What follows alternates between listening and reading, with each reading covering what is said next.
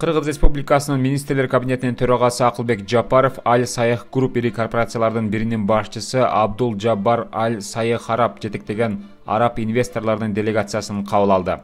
Жолугушуунун жүрүшүндө тараптар көп тармактуу кызматташуунун, анын ичинде тоо-кен жана энергетика, айыл чарба жана банк тармагында кызматташуу маселелерин талкуулашты. Акылбек Жапаров белгилегендей, Кыргыз Республикасы өлкө экономикасына дүйнөлүк деңгээлдеги инвестициялык компанияларды тартууга кызыктар. Кыргыз тарап ири инвестициялык долбоорлорду ишке ашыруу үчүн бардык зарыл шарттарды түзүүгө даяр, деди министрлер кабинетинин башчысы.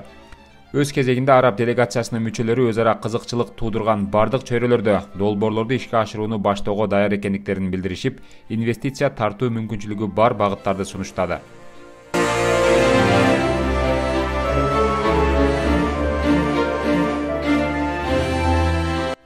Россиянын президенти Владимир Путин ушул жумада Евразиялык экономикалык биримдиктин саммитине катышуу үчүн Бишкекке учуп келет. Бул тууралуу Россия 1 каналынын Москва Кремль Путин программасынын алып баруучусу Павел Зарубин өзүнүн телеграм каналына жазды.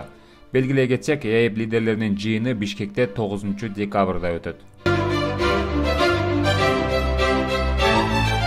Ысык көл облусунун Жети-Өгүз районуна караштуу Тосор айылында шире чыгаруучу ишкана ачылды. Бул тууралуу президенттин облустагы өкүлчүлүгүнөн билдиришти. Маалыматка ылайык, Койса Кыргызстан офис аралык кызматташуу агенттигинин Koysas Organic Projects in Kyrgyz Republic долбоорунун Тосор айылындагы Тосор Органик кооперативинин биофермерлери үчүн кайра иштетүү, шире чыгаруу, муздаткыч кампанын расмий ачылыш аземи болду.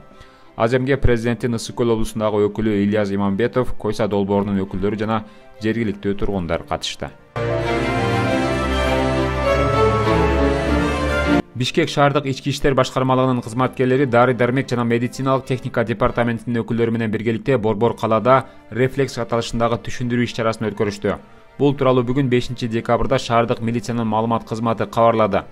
Иш-чаранын максаты Борбордо жайгашкан 30дан ашык дарыканалардын жетекчилери жана кызматкерлери менен психотроптук заттарды камтыган дары-дармектерди дарыгердин көрсөтмөсүсүз жашы жетелектерге сатууга бөгөт коюу жана ошондой эле дарыканадагы баңгичиликтин алдын алуу деп айтылат маалыматта.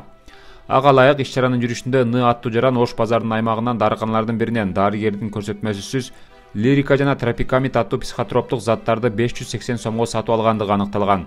Милиция кызматкерлери тарабынан дарыкананын кызматкерлеринин аты жөнү такталып, 1991-жылы туулган аттуу жаран кылмыш процессуалдык кодексинин алкагында чечим кабыл алуу үчүн Бишкек шаарынын Ленин райондук ички иштер башкармалыгынын тергөө кызматына алынып келинген. Аталган факты Ленин РИИБинин кылмыштардын бирдиктүү реестрине катталып, сотко чейинки өндүрүшкө алынганы айтылат.